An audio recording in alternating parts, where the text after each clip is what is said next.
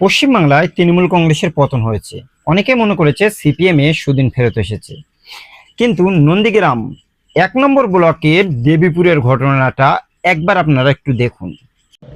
আমার স্বামীর বুকে মেশিন বসানো আছে, আমার স্বামী স্ত্রী পেছনে। সেই দোকানের উপরে নির্ভর আমরা ব্যবসা করে খাই। আজ 20 বছর আগে থেকে আমার দোকান করা হয়েছে। আর ওরা বিদ্যুৎ দাস আর যে খোকন মন্ডলের দুলোকে এসে টিসিবি দিয়ে ভাঙিয়া গুঁড়া করে সব ফেলে দিচ্ছে। আমার দোকানে অনেক কিছু মাল ছিল, আর গুমটির ভিতরে বড় বড় জারে ব্যাগ, দোকানে ব্যাগ মাল ছিল, চকলেট, বিস্কুট, ছোলা, মোটর, বাদাম জেসিবি দিয়ে ভাঙছে। বর্তমান মুখ্যমন্ত্রী শুভেন্দু অধিকারী যে নন্দীগ্রাম থেকে জয়লাভ করেছে, সেই নন্দীগ্রামে সিপিএম করার কারণে একজন দীর্ঘ 20 বছরের চায়ের দোকানদার তার চায়ের দোকানটাকে বুলডোজার দিয়ে বিদ্যুৎ দাস এবং খোকন মণ্ডল দুজনে ভেঙে চুরমার করে দিয়েছে। কারণ কি না, গ্রামে অনেকে বিজেপি করছে, অনেকে তৃণমূল কংগ্রেস রাজনৈতিক দল করেছে, কেন এই চার দোকানদার এবং তার স্বামী দীর্ঘদিন ধরে সিপিএম রাজনৈতিক দল করবে? সেই অভিযোগে তাদের দীর্ঘদিনের যে রুটি রুজি কামানোর মতো চায়ের দোকান সেটা ভেঙে গুড়িয়ে দিয়েছে। ভাবতে পারছেন? পশ্চিমবাংলাতে তৃণমূল কংগ্রেসের আমলে আমরা দেখেছিলাম সব থেকে বেশি লাঞ্ছিত, বঞ্চিত এবং মার খেয়েছে, কেস খেয়েছে সিপিএম এরা। আনিস খান থেকে শুরু করে নিয়ে তামান্না এবং মইদুল মির্জা থেকে শুরু করে নিয়ে বামেদের প্রচুর সংখ্যক নেতা লিডাররা। কিন্তু আজকের বিজেপি এসেছে। বিজেপি আসার পরে যেভাবে নন্দীগ্রামের মতো জায়গাতে, যেখানে শুভেন্দু অধিকারীর গড়, সেই রকম একটা জায়গাতে দেবীপুরে সিপিএম করার কারণে তাদের চায়ের দোকানদার, যে ছোট্ট চায়ের দোকানদারের উপরে ভরসা করে দিনের পর দিন তাদের রুটি রুজি চলতো, সেই সিপিএম কর্মীর চায়ের দোকানটা একটা বুলডোজার এনে দুজন বিজেপি কর্মী বিদ্যুৎ দাস এবং খোকন মণ্ডল ভেঙে চুরমার করে দিয়েছে। ভাবতে পারছেন? পশ্চিমবাংলাতে তৃণমূল কংগ্রেসের পতন হয়েছে। অনেকে মনে করেছিল বিজেপি এসেছে, এখানে তৃণমূল কংগ্রেস ছাড়া অন্য রাজনৈতিক দল সকলেই যে কোনো রাজনৈতিক দল করতেই পারে। কিন্তু সত্যি দুঃখজনক একটা ঘটনা, যে নন্দীগ্রামে শুভেন্দু অধিকারী এবারে রিজাইন দিয়েছে, সেই নন্দীগ্রামে আবার উপনির্বাচন রয়েছে। উপনির্বাচনের আগে সেই জায়গাতে যদি এরকম একটা সিচুয়েশন ঘটে যে সিপিএম করার কারণে তাদের চায়ের দোকানদার আজকের পুরোপুরিভাবে ভেঙে গুড়িয়ে দিচ্ছে, তাহলে ইন ফিউচারে কি হবে সেটা একবার ভাবুন। সত্যি এটা অত্যন্ত দুঃখজনক। বামেদের বিভিন্ন নেতৃত্বদেরকে আমরা বলবো যে অবশ্যই এই সমস্ত কর্মীদের পাশে আপনাদের যাওয়া দরকার, যারা দীর্ঘদিন ধরে তৃণমূল কংগ্রেসের মারমুখী পরিস্থিতিতে সিপিএম রাজনৈতিক দলটা তারা করে এসেছে। কারণ লাল ঝান্ডার প্রতি আবেগ। দীর্ঘ 34 বছর পশ্চিমবাংলায় বামেদের সরকার চলেছে, আর তার জন্য শিক্ষা, স্বাস্থ্য, বাসস্থান, কর্মসংস্থানের ডেভেলপমেন্ট হয়েছে। তৃণমূল কংগ্রেসের মতো চুরি, ডাকাতি, ছিনতাই, কাটমানি সিপিএম কোনোদিন করেনি। সেই জন্য প্রচুর সংখ্যক মানুষ আজও পর্যন্ত তাদের একটা আবেগ, তাদের একটা ভালোবাসা সিপিএম এর নিয়ে। আর তাই মারমুখী পরিস্থিতিতে দীর্ঘদিন ধরে সিপিএম করেছে, কিন্তু এবারে বিজেপি এসেছে 26শে বিধানসভা নির্বাচনে। নন্দীগ্রামের মতো জায়গাতে, যেখানে শুভেন্দু অধিকারী জয়লাভ করেছিল, সেখানে সিপিএম কর্মীর দোকানটাকে পুরোপুরিভাবে জেসিবি দিয়ে ভেঙে চুরমার করে দিয়েছে। অবশ্যই এই সমস্ত মানুষদের পাশে গিয়ে দাঁড়ানো দরকার।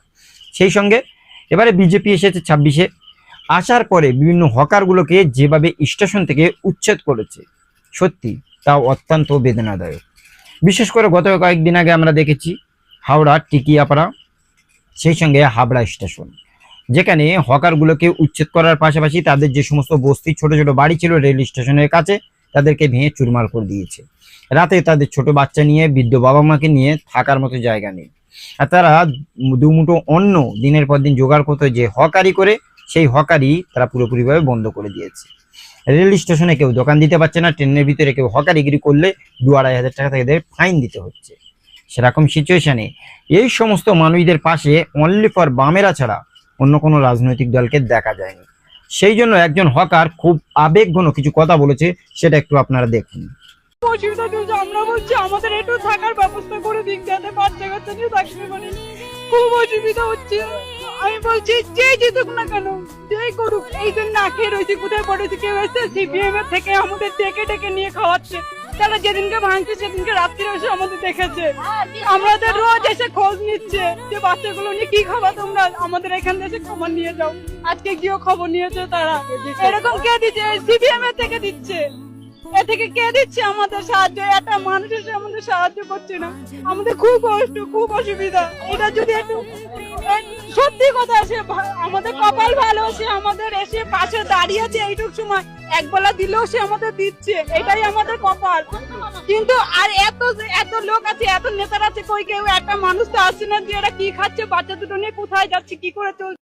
দীর্ঘদিন ধরে পশ্চিমবাংলাতে বিজেপি আসার পর থেকে বিভিন্ন রেল স্টেশন থেকে যেভাবে হকারগুলো উচ্ছেদ করেছে, বিশেষ করে শিয়ালদা, হাওড়া, দমদম, উত্তরপাড়া, সোনারপুর, ক্যানিং থেকে শুরু করে নিয়ে প্রত্যেকটা জায়গায় অলরেডি হকারগুলোকে উচ্ছেদ করেছে। কিছু কিছু জায়গাতে বামেদের নেতৃত্বরা তারা কিন্তু বুলডোজারের সামনে এসে দাঁড়িয়েছে। আবার কোনো কোনো জায়গাতে বিকাশ রঞ্জন ভট্টাচার্য, সায়ন ব্যানার্জি থেকে শুরু করে ফিরদাউস সামি, তারা হাইকোর্ট থেকে এক্সট্রা অর্ডার এনে হকারগুলোকে উচ্ছেদ করতে মানা করেছে। শেষ বেশ আমরা সেই সম্পর্কে দেখেছি যে রেল স্টেশনের হকারের সাথে সাথে বিভিন্ন নদীবাদের পাশে বসবাস করা দীর্ঘদিন ধরে সেই বাড়িগুলোকেও ভেঙে ফেলা হয়েছে। এরকম একটা ঘটনা মালদার বৈশাখনগরে দীর্ঘ 20 বছর ধরে যার বাবা মা একসাথে নিয়ে বসবাস করেছে, আজকের তাদের উপরে বুলডোজার চলেছে। সেরকম একটা সিচুয়েশনে কত দুঃখ এবং বেদনাদায়ক একটা ভিডিও আমি আপনাদের দেখাবো, ভিডিওটি একটু দেখুন। খুব গরিব, আমার বাপ মা এখানেই থাকতো, আমার মরা ছাড়া কোনো উপায় নাই, আমাকে আত্মহত্যা করতেই হবে, আমি মরবই। আমাদের মুখ্যমন্ত্রী শুভেন্দু অধিকারী কেন এরকম করলে আমাদের এরকম? আমরা তো যেটা চাইনি কখনো। দেখলেন, এই সমস্ত মানুষরা কিন্তু শুভেন্দু অধিকারী এবং বিজেপিকে ভোট দিয়েছে, কারণ দীর্ঘদিন ধরে তৃণমূল কংগ্রেসের আমলে সব থেকে লাঞ্ছিত এবং বঞ্চিত এই সমস্ত খেটে খাওয়া গরিব মানুষরা। নেতারা ঘর পেয়েছে, নেতাদের শালা থেকে শুরু করে বিভিন্ন রিলেটিভরা ঘর পেয়েছে, এই সমস্ত মানুষরা কোনো ধরনের সরকারি পরিষেবা পায়নি। সেই জন্য রাগ এবং ক্ষোভে তৃণমূল কংগ্রেসের কাটমানির জন্য, নেতাদের দুর্নীতির জন্য আস্তে আস্তে তারা কিন্তু বদলের চেষ্টা করেছিল, আর তারা বিজেপিকে এনেছে। কিন্তু বিজেপি আসার সাথে সাথে এখানে আদানি আম্বানিদের অনেকটা লিজ দেওয়ার মতো করে তৈরি করেছে। যে সমস্ত গরিব খেটে খাওয়া জন্মজুর মানুষরা রয়েছে, হকার উচ্ছেদ থেকে শুরু করে নদী বাঁধের পাড়ে এই সমস্ত মানুষদেরকে দিনের পর দিন উচ্ছেদ করেছে। ভাবতে পারছেন, এরকম একটা সিচুয়েশনে পশ্চিমবাংলার মতো জায়গাতে প্রচুর সংখ্যক মানুষ অলরেডি বিজেপি থেকে মুখ ফিরিয়ে নিয়ে বামেদের দিকে গেছে। কারণ দীর্ঘদিন ধরে বিজেপি আসার পর থেকে একের পর এক মানুষদের যেভাবে বুলডোজার দিয়ে উচ্ছেদ করছে, সেই জায়গায় কিছু সংখ্যক মানুষ বিজেপির উপরে রাগ এবং ক্ষোভ দেখাচ্ছে। আগামী দিন তাদের প্রতিশ্রুতি বিজেপি সরকারকে যেভাবে হোক বদলাতে হবে, তা না হলে তাদের মাথা গোড়ার ঠাঁই এমনকি ছোট ছোট ব্যবসা কোনো কিছু পশ্চিমবাংলাতে চলতে পারবে না। রেল স্টেশনে বিভিন্ন হকারগুলোকে উচ্ছেদ করা হয়েছে, কিন্তু প্রভুজি সোনপাপড়ি থেকে শুরু করে নিয়ে বড় বড় স্টলগুলো আজও পর্যন্ত স্টেশনে পড়ে রয়েছে, তাদেরকে কেউ উচ্ছেদ করেনি। ভাবতে পারছেন, গরিবদের পেটে লাথি মেরে ধনীদেরকে বড়লোক করে বিজেপি সরকার তাহলে কি করতে চাইছে। আজকের বিজেপি সরকার আসার সাথে সাথে 26 বিধানসভা নির্বাচনের বাজেট অধিবেশন পেশ করেছে পশ্চিমবাংলার রাজ্যসভাতে। আর সেখানে আমরা কি দেখলাম, মিড ডে মিল 6 টাকা থেকে এবারে 10 টাকা করে প্রতি ছাত্র পিছু করা হয়েছে। কিন্তু সেই মিড ডে মিলটাকে দায়িত্ব দেওয়া হয়েছে বর্তমান সময়ের হিন্দু হয়েছে। আর ইসকন দায়িত্ব পাওয়ার পরে সেই বিষয় নিয়ে বামেদের মোহাম্মদ সেলিম কি বলেছেন আমি আপনাদের দেখাবো, দেখুন। রাজ্যের যে সংস্কৃতি, ঐতিহ্য, ধারা, সেগুলো কিন্তু বিনষ্ট হচ্ছে সব ক্ষেত্রে। দেখবেন এই মিড ডে মিল নিয়ে যে সিদ্ধান্ত হলো, আমরা তো অক্ষয় পাত্র দেখেছি গোটা দেশে কর্পোরেটের বিরুদ্ধে কিরকম অভিযোগ সেটাও দেখেছি। আর ধর্মীয় সংগঠনের নামে সামনে রেখে এই যে কর্পোরেট কমিউনাল নেক্সাস, ধর্মীয় সংগঠনের সামনে রেখে কিরকম কর্পোরেট ফাংশনিং হয়, ইন্টারন্যাশনাল কর্পোরেট গোষ্ঠী, নামে শ্রীকৃষ্ণ চৈতন্য কনসাসনেস, ধর্মের আবরণে তারা এই যে কর্পোরেটাইজেশন। এবং অক্ষয় পাত্র যখন করেছে, 10 বছর ধরে আমরা তার বিরুদ্ধে অভিযোগ শুনে আসছি বিভিন্ন রাজ্যে। সেখানে আমাদের দেশে যেটা সবচেয়ে বড় চ্যালেঞ্জ, যে অপুষ্টি, চাইল্ড ম্যাল নিউট্রিশন, যার জন্য মিড ডে মিল চালু হয়েছিল, যার জন্য আইসিডিএস প্রকল্প চালু হয়েছিল। তাহলে আরো বেশি নিউট্রিশিয়াস, আরো বেশি লোকাল ফুড হ্যাবিট গড়ে তোলে, লোকাল রিসোর্সেস মোবিলাইজ করতে হয়। সেখানে আরএসএস নিজের এজেন্ডা চালানোর জন্য সবচেয়ে বেশি শিশুদেরকে আগে টার্গেট করেছে, সফট টার্গেট, কিন্তু সেটা পুষ্টি যোগানোর জন্য নয়। দেখলেন, দীর্ঘদিন ধরে বামেরা এই কথাই বলে আসছে যে ধর্মীয়ভাবে ধর্ম প্রতিষ্ঠানের ভিতরে না নিয়ে আসাই দরকার। কোনো মানুষ যদি ইসকনে বিশ্বাস করে, তারা কোনো দিন ডিম, মাছ, মাংস এই সমস্ত জিনিস ছাত্রদের দেবে না, কেবলমাত্র শাকসবজি এই সমস্ত জিনিস তারা খাওয়াবে। সত্যি ইসকনের মতো একটা ধর্মীয় অরাজনৈতিক স্বেচ্ছাসেবী সংগঠন যদি দিনের পর দিন মিড ডে মিলের দায়িত্ব পায়, তারা তাহলে সত্যি কি মাছ, ডিম এই সমস্ত জিনিস ছাত্রদেরকে দেবে? বিগত কয়েকদিন আগে দেখেছি তৃণমূল কংগ্রেস এখানে ক্ষমতায় থাকার পর 5 টাকায় ডিম ভাত পাওয়া যেত, কলকাতার মতো জায়গাতে বিজেপি আসার পরে বিভিন্ন জায়গায় মা ক্যান্টিন চালু করেছে, আর সেই সমস্ত জায়গায় খেটে খাওয়া জন্মজুর গরিব অসহায় মানুষদের মাত্র 5 টাকায় মাছ ভাত ডিম ভাত দিচ্ছে। যদি ইসকনের দায়িত্বে এই সমস্ত জায়গাতে আসে, অবশ্যই মাছ ডিম এই সমস্ত জিনিস বন্ধ হয়ে যাবে। কারণ বারবার বিজেপি বিভিন্ন রাজ্যে রয়েছে, সেখানে মাছ মাংস পুরোপুরিভাবে নিষিদ্ধ করে রেখেছে। এমনকি পশ্চিমবাংলার বিভিন্ন জায়গায় মাছ মাংসের দোকানগুলোতে বুলডোজার দিয়ে ভেঙে দেওয়ার অনেকটা অভিযোগও রয়েছে বিজেপির বিরুদ্ধে। বিজেপির বিভিন্ন নেতা লিডার তারা নিরামিষ খাওয়া এরকম একটা দিনের পর দিন প্রচলন করেছে। সুতরাং পশ্চিমবাংলার মতো জায়গাতে মিড ডে মিলে ইসকনের যদি দায়িত্ব দেওয়া হয়, তাহলে সত্যি সত্যি ডিম মাছ এই সমস্ত জিনিস কি বন্ধ হয়ে যাবে? এই বিষয় নিয়ে তৃণমূল কংগ্রেসের প্রাক্তন সংসদ মহামিত্র প্রচন্ড রাগ এবং ক্ষোভের সঙ্গে জানাচ্ছে যে তৃণমূল কংগ্রেস বিভিন্ন নেতা এবং লিডারদেরকে ডিম ছুঁড়ে মারা হচ্ছে, অথচ ইসকনের মতো একটা ধর্মীয় রাজনৈতিক দলকে যখন দায়িত্ব দেওয়া হচ্ছে স্কুলের মিড ডে মিলের, তারা কিন্তু সেখানে ডিম দেবে না। তাহলে ডিমগুলো বিগত দিন কি নেতা এবং লিডারদেরকে মারার জন্য রাখা হয়েছে? আজকের কেন ইসকনকে দায়িত্ব দেওয়া হয়েছে স্কুলের মিড ডে মিলের? এই বিষয়ে কি বলছে তৃণমূল কংগ্রেসের প্রাক্তন সংসদ, আপনাদেরকে দেখাচ্ছি, দেখুন। ডিম ফেলা নাকামি ঢ্যামনামি হচ্ছে। আজকে দুপুরের মিড ডে মিলের খাবার তারা আজকে ইসকনকে দিচ্ছে। ইসকন ডিম দেবে না আমাদের বাচ্চাদের। এদিকে ডিম দিয়ে লোকের ওপর ফেলা, মানুষের ওপর, নেতাদের ওপর বিজেপির লোকেরা ডিম ফেলছে, আর বিজেপির সরকার নিজের বাচ্চাদের, আমাদের বাচ্চাদের পুষ্টির পেটে আঘাত দিয়ে তারা বলছে যে তাদের ডিম খাওয়া এলাউড নয়। দেখলেন, তৃণমূল কংগ্রেসের প্রাক্তন সংসদ মহামিত্র প্রকাশ্যে বলেছেন যে সত্যি সত্যি যদি পশ্চিমবাংলার মিড ডে মিলের দায়িত্বে পায় ইসকন, তাহলে কিন্তু এরা ডিম মাছ মাংস এই সমস্ত জিনিস স্কুল থেকে পুরোপুরিভাবে তুলে দেবে। সত্যি বামেরা যে কথা বলেছে সেই কথার সঙ্গে আমরা একমত। দীর্ঘদিন ধরে দীপশিতা দত্ত থেকে শুরু করে মোহাম্মদ সেলিম এই কথাই বলে এসেছে। এমনকি আজকের আমরা মোহাম্মদ সেলিমের বলতে শুনেছি, যে সমস্ত মানুষদের আন্ডার এডুকেশন বিচারাধীন করে রাখা হয়েছে, সেই সমস্ত মানুষদের, বিশেষ করে 27 লক্ষ মানুষের পশ্চিমবাংলাতে, যাদের নিয়ে কোনো রাজনৈতিক দল মাথা ব্যথা করতে চায় না। বিশেষ করে তৃণমূল কংগ্রেস এই সমস্ত মানুষদের নাম ভোটার লিস্টে না ওঠার পরেও তারা ভোট কেন্দ্রে অংশগ্রহণ করেছে। অথচ দীর্ঘদিন 15 বছর পশ্চিমবাংলাতে তৃণমূল কংগ্রেসের সরকার ছিল, তাদের উচিত ছিল যে মানুষরা দীর্ঘদিন ধরে এই পশ্চিমবাংলার বাসিন্দা, যারা বিগত দিন ভোট দিয়েছে, তাদের 2002 এর বাবার নাম, তাদের দাদুর নাম থাকার পরে যাদের ভোটার লিস্টে নাম ওঠেনি, সেই সমস্ত মানুষদের জন্য অবশ্যই নির্বাচন বয়কট করা দরকার ছিল। কিন্তু তৃণমূল কংগ্রেস সেগুলো না করে তারা ড্যাংডাং করে নির্বাচনে অংশগ্রহণ করেছে। আন্ডার এডুকেশন এই নামে প্রায় 27 লক্ষ মানুষদেরকে ঝুলিয়ে রাখা হয়েছে। আগামী দিন এই সমস্ত মানুষদেরকে কাঁটা তারে বেড়া টপিয়ে বাংলাদেশে ফেলে দেওয়া হচ্ছে। একদিকে বাংলাদেশের জামাতি এবং ভারতবর্ষে হিন্দুত্ববাদী দুই রাজনৈতিক দলের কারণে কিছু সংখ্যক মানুষরা কাঁটা তারের এপার আর ওপারের ভিতরে ঝুলে রয়েছে। তারা কোন দেশের বাসিন্দা আজও পর্যন্ত ঠিক করতে পারছে না। সেই বিষয় নিয়ে বামেদের মোহাম্মদ সেলিম কি বলেছে আমি দেখাবো, দেখুন।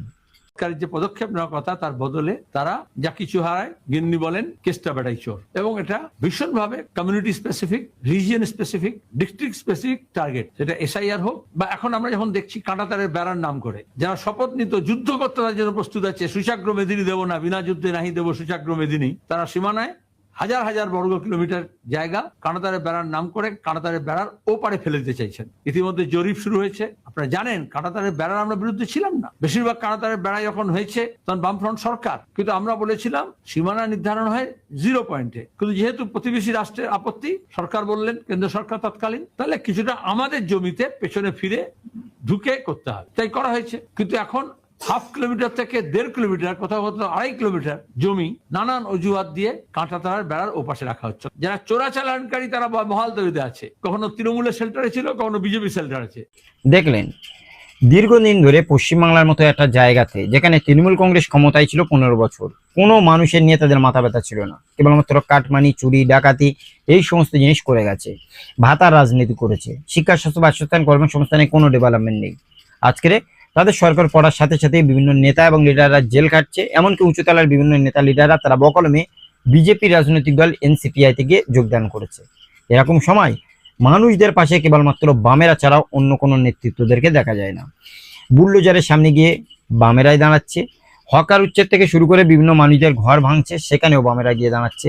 আবার যে সমস্ত মানুষদেরকে নাম এখনো পর্যন্ত আন্ডার এডুকেশন করে বিচারাধীন করে রাখা হচ্ছে, ভোটার লিস্টে নাম তোলেনি, তাদের পাশে বামেরাই দাঁড়াচ্ছে। সুতরাং আগামী 29-এ লোকসভা নির্বাচন, 31-এ বিধানসভা নির্বাচনে বামেদের উজ্জ্বল একটা রাজনৈতিক কেরিয়ার অবশ্যই আসছে। কারণ পশ্চিমবাংলার মতো জায়গাতে তরুণ তুর্কি নেতৃত্ব এমনকি ছাত্র সংগঠন থেকে ডিওয়াইএফআই, এসএফআই প্রত্যেকটা জায়গা থেকে বামেরা তরুণ তুর্কি মুখ একের পর এক তুলে আনছে। প্রত্যেকটা জায়গা তারা নতুন করে সাজিয়ে গুছিয়ে রাজনৈতিক দলটাকে গুছিয়ে নিচ্ছে। সুতরাং আগামী দিন পশ্চিমবাংলাতে অবশ্যই বিরোধী দলের জায়গা অলরেডি বামেরা দখল করে ফেলেছে। তৃণমূল কংগ্রেস প্রায় 80টা বিধায়ক, 28টা সংসদ থাকার পরেও তারা দুভাগে এই মুহূর্তে ভাগ হয়ে গেছে, একটা ভালো তৃণমূল, একটা খারাপ তৃণমূল। সেই জায়গাতে অনেক মানুষ কিন্তু তাদের থেকে মুখ ফিরিয়ে নতুন করে আবার বামেদের দিকে আসছে। সুতরাং সত্যি কি আগামী 29শে লোকসভা নির্বাচন, 31শে বিধানসভা নির্বাচন, তৃণমূল কংগ্রেস পুরোপুরিভাবে তার রাজনৈতিক ক্যারিয়ার শেষ, আর বামেরা নতুন করে আবার পশ্চিমবাংলার সক্রিয় হবে। তাহলে কি বিজেপির বিরুদ্ধে শক্তিশালী সংগঠন এবং ভালো লড়াই করতে পারবে বামেরা? কি মনে করেন এই বিষয় নিয়ে আপনারা আপনাদের মূল্যবান মতামত অবশ্যই কমেন্টে জানান। আজকের ভিডিওটি এই পর্যন্তই, দেখা হবে অন্য কোনো দিন অন্য কোনো টপিকে। সকলে ভালো থাকুন, সুস্থ থাকুন। Thank you.